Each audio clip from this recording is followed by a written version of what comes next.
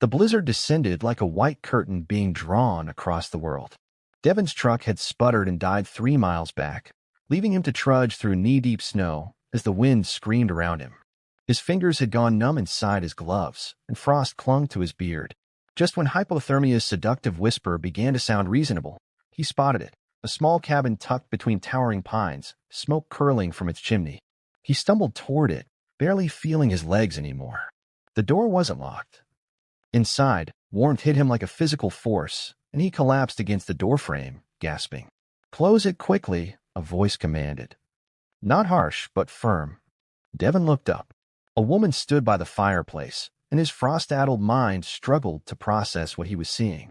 She was breathtaking, slender, and graceful, with copper-red hair that cascaded past her shoulders. But it was the other features that made him blink, the russet fox ears atop her head, twitching independently, and luxurious tail swaying behind her like flame made flesh. I'm sorry," he managed, shoving the door closed against the wind. "My truck died. I didn't know anyone was here." She studied him with eyes like molten amber, assessing. "You're half frozen. Get those wet clothes off before you lose fingers." Devon's teeth chattered too hard to argue. He peeled off his jacket with clumsy hands, then his boots. The woman, he couldn't help but think of her as a fox woman, though that seemed impossible, disappeared into another room and returned with a thick wool blanket. "I'm Rowan," she said, draping it around his shoulders. Her fingers brushed his neck, and he startled at how warm they were. "Devon." He pulled the blanket tighter, still shivering. "What are you?" A slight smile played at her lips. "What do I look like?" That's not possible. Many things are possible that humans choose not to see." She settled onto the floor near the fire, her tail curling around her legs. "The storm will last through the night. Maybe longer. You're welcome to stay, but we need to establish something." "What's that?" Her amber eyes locked onto his, and Devon felt a strange heat bloom in his chest despite the cold still clinging to his bones. Heat is survival. Pride is death. If you want to live through this, you'll need to trust me. The wind hammered against the cabin walls, making the whole structure groan. Devon looked at Rowan, at her inhuman beauty, her confident posture, the way firelight danced across her features, and nodded slowly. "I trust you." "Good." She stood in one fluid motion. "Then we begin." Rowan moved around the small cabin with practiced efficiency, checking the windows and door, adding wood to the fire. Devon watched from his cocoon of blankets, gradually feeling returning to his extremities in painful prickles. "The cabin's insulation is good, but not perfect," Rowan said, touching the wall near the window. "Temperature will drop further once night truly falls. That fire won't be enough." Devon's mind was clearing now, adrenaline fading to leave exhaustion in its wake. "I've been in cold situations before. I'll manage." She turned to face him, one ear flicking with what might have been amusement. "You're still thinking like you're alone, like you can tough it out through sheer stubbornness." She crossed the room, her movements fluid and almost predatory. "But you're not alone. And I'm not human. My body temperature runs hotter than yours. Significantly hotter." Understanding dawned, and with it, a wave of heat that had nothing to do with the fire. "You mean body heat. Shared warmth. It's the oldest survival technique there is." Rowan knelt before him, close enough that he could smell her, something wild and clean, like pine forests and winter air. "But only if you're comfortable with it. I won't force you." Devon's pulse quickened. She was stunning, alien, and familiar all at once. Her ears twitched, and he realized she could probably hear his heartbeat accelerating. "I don't even know you," he said, though the protest sounded weak, even to his own ears. "No, you don't." Her tail swished behind her. "But you know you're cold. You know that storm is deadly. And you know that I'm offering you warmth." She tilted her head. "What else do you need to know right now?" The cabin creaked again. Devon pulled the blanket tighter, but he was already nodding. "Okay. What do we do?" Rowan's smile was slow and knowing. "First, you need to get completely out of those damn clothes. Everything. Wet fabric will steal your heat." His hands fumbled with his shirt buttons. The rational part of his brain was screaming that this was insane, that fox women didn't exist, that he was probably hallucinating from hypothermia. But the shirt came off, then his undershirt, and Rowan's eyes traced the lines of his chest with frank appreciation. "You're well built," she observed. That helps. More muscle mass, more heat generation. Thanks, I think. He hesitated at his belt. All of it, Devon. False modesty will get you killed out here. He stripped down to nothing, acutely aware of her gaze. To his surprise, there was no mockery in those amber eyes, only assessment and something else, something that made his breath catch. Rowan stood and began removing her own clothes, a simple dress that slipped off like water, revealing copper-furred patches along her shoulders, hips, and outer thighs. Her breasts were perfect, human in shape, but with that same copper fur trailing down her sternum. Her tail emerged from just above the curve of her rear, luxurious and expressive. "Come here," she said softly. Devon moved toward her on unsteady legs, the blanket clutched around his waist. Rowan took his hand, her palm blazing hot against his chilled fingers, and guided him down to the pile of furs and blankets she'd arranged near the hearth. "Lie down," she instructed. "On your side." He obeyed, hyper-aware of every sensation, the softness of the furs beneath him, the heat radiating from the fire, and most of all, Rowan's presence as she settled behind him. Her body curved against his back, and the warmth of her was shocking, almost overwhelming. "God," he breathed, "you're like a furnace." Her laugh was soft against his neck. "Fox physiology. We run hot." Her arm draped over his waist, pulling him closer. "Just relax. Let the warmth sink in." But relaxing was impossible. Every point where their skin touched felt electric. Her breasts pressed against his back, her thighs aligned with his, and her tail, that incredible tail, wrapped partly around his leg, soft as silk and radiating more of that delicious heat. "Your heart is racing," Rowan murmured. "Are you afraid?" "No." His voice came out rougher than intended. "Not afraid." Ah. He could hear the smile in her voice. Something else, then. Her hand, which had been resting on his stomach, moved slowly upward, tracing the lines of his chest. Not quite innocent, not quite seductive, somewhere in between, exploratory and curious. "Rowan, what are you doing?" "Keeping you warm." Her fingers traced patterns on his skin. "And maybe enjoying myself a little. It's been a long time since I've had company. Especially company that feels like this." Devon turned his head, trying to glimpse her face. "Like what?" "Solid. Real. Alive." Her hand stilled over his heart. "Most humans who stumble into my territory are too afraid or too arrogant to see me as anything but a curiosity or a threat. But you." Her breath was warm against his ear. "You're different." He turned fully then, shifting to face her. Their faces were inches apart, her amber eyes reflecting firelight. Up close, he could see the subtle patterns in her irises, almost like flames themselves. "I'm just a guy who got caught in a storm," he said. "No."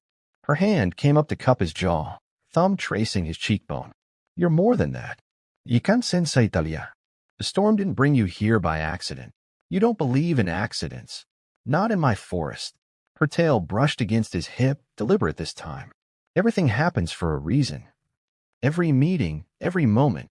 The space between them seemed to shrink, or maybe Devon was leaning in, he couldn't tell anymore. All he knew was the heat of her, the magnetic pull, the way those amber eyes held him captive. "Tell me to stop," Rowan whispered, "and I will." But Devon didn't want her to stop. Instead, he closed the final distance between them, pressing his lips to hers. Rowan responded instantly, her mouth opening beneath his as the kiss deepened. She tasted like winter berries and something wild he couldn't name. Her hands slid into his hair, pulling him closer as their bodies pressed together fully. The heat between them was no longer just physical warmth. It was something more primal, more urgent. Devon's hands explored the fascinating texture of her body, smooth human skin transitioning to soft copper fur at her shoulders and hips. She gasped into his mouth when his fingers traced the base of her tail, and he filed that information away, wanting to learn everything that made her respond. "Sensitive there," he murmured against her lips. "Very." Her voice had gone husky, and her tail wrapped fully around his thigh, pulling him impossibly closer. "Devon, I need you to understand something." "What?" He was kissing along her jaw now, down to her neck, tasting salt and something else, something uniquely her. "When foxes mate, when we connect with someone." Her breath hitched as his mouth found the junction of her neck and shoulder. "It's intense. Consuming. Are you prepared for that?" He pulled back just enough to meet her eyes. "I don't know what I'm prepared for anymore." An hour ago, I was dying in a snowstorm. Now I'm here, with you, and nothing makes sense, but everything feels right. Rowan's expression softened. Then let go of sense. Trust feeling. She rolled him onto his back with surprising strength, straddling his hips. In the firelight, she looked otherworldly, part human, part fox, entirely breathtaking. Her copper hair fell around him like a curtain as she leaned down, her breasts brushing against his chest. I want you, she said simply. Do you want me? Yes. The word came out as almost a growl, and he reached up to pull her down into another searing kiss. What followed was unlike anything Devon had experienced. Rowan moved with an animal grace, her body undulating against his as they explored each other. Her hands and mouth seemed to be everywhere at once, tracing his muscles, teasing his sensitive spots, drawing sounds from him he didn't know he could make. When they finally joined together, Devon understood what she'd meant about intensity. It wasn't just physical pleasure, though there was plenty of that, waves of sensation that made him gasp and shudder. It was something deeper, a connection that seemed to bypass his rational mind and speak directly to something primal within him. Rowan threw her head back, her fox ears flat against her skull as she moved above him. Devon, God's Devon. He gripped her hips, meeting her rhythm, lost in the heat and pressure and overwhelming sensation. The cabin, the storm, the impossibility of it all. Everything faded until there was only this, their bodies moving together, building towards something explosive. They lay tangled together afterward, hearts gradually slowing, skin slicked with sweat despite the winter cold still pressing against the cabin walls. Rowan's tail was wrapped around Devon's waist, her head resting on his chest as he stroked her hair, marveling at the softness of her ears when his fingers accidentally brushed them. That was... He started, then laughed. I don't have words. Neither do I. She nuzzled against him. And I'm usually very articulate. Outside, the wind had finally begun to quiet. The storm was passing, though snow still fell steadily. Dawn couldn't be far off. What happens now? Devon asked quietly. When morning comes, Rowan was silent for a long moment. That depends. On what? She propped herself up on one elbow, looking down at him with those extraordinary amber eyes. On whether you want this to be just a survival story you tell someday, or something more. His hand came up to cup her face, thumb tracing the delicate bone structure. I don't want to leave. My forest isn't an easy place to live. It's isolated. Harsh. And you be sharing your life with someone who isn't quite human. You say that like it's a drawback. He smiled.